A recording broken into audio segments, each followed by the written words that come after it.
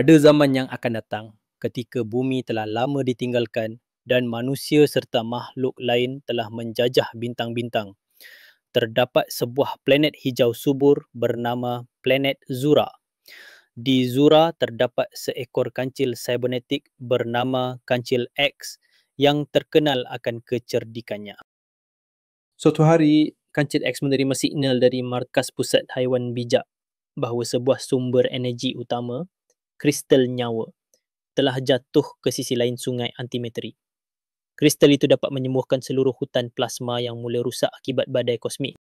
Namun, satu-satunya jalan ke seberang adalah melintasi jambatan holografik. Tetapi, jambatan itu dijaga oleh buaya Ra dan pasukannya. Kancil X pun memikirkan cara untuk melintasi jambatan tersebut. Setelah memikirkan cara untuk melintasi jambatan itu, Kancil X menghantar pesan melalui gelombang fikiran.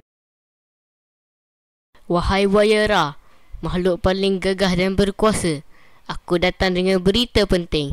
Raja Galaksi ingin memilih siapa makhluk terkuat di Zura. Siapa yang paling banyak jumlahnya akan diangkat menjadi penguasa di Rimba ini. Buaya yang tamak pun tertarik.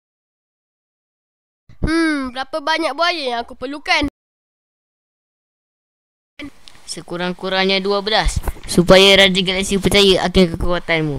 Tapi aku perlu menghitungnya sendiri. Buaya Ra memanggil semua anak buahnya. 12 buaya mekanik pun berjajar di atas sungai antimateri membentuk jalur yang panjang. Kancil X dengan gesit melompat dari satu buaya ke buaya lain sambil berkata, 1, 2, 3, wah, semuanya memang kuat dan hebat. Namun, saat dia tiba di hujung dan menjadi menyeberang, ia menoleh dan berkata, Terima kasih wahai makhluk-makhluk yang mudah diperdaya. Sekarang, biarkan aku selamatkan hutan, sementara kamu menunggu raja yang takkan pernah datang. Buaya Ra mengaum marah, namun jabatan holografik menghilang dan ia tak boleh menyeberangi medan magnet pelindung. Kancil X menyertai kristal nyawa dan mengaktifkannya. Hutan plasma kembali tumbuh. Makhluk-makhluk Zura selamat dan Kancil X dinobatkan sebagai penjaga cerdas rimba galaksi. Kekuatan bukanlah segalanya. Kecerdikan, niat yang baik dan hati yang tulus untuk menyelamatkan lebih berharga dari kekuasaan yang sombong. Tamak dan kesombongan sering menjadi awal dari kehancuran, sementara kebijaksanaan membawa harapan untuk semua.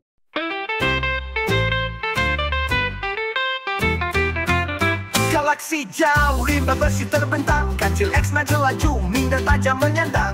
Cyber hutan, riuh layar berterbangan, bijak si kancil tak pernah tersesat jalan. Tiba suara gegar di langit neon, armada buaya datang bawa amukan. Laser di mata, sirip berkilauan, tapi kancil dah sedia ada rancangan. Oh kancil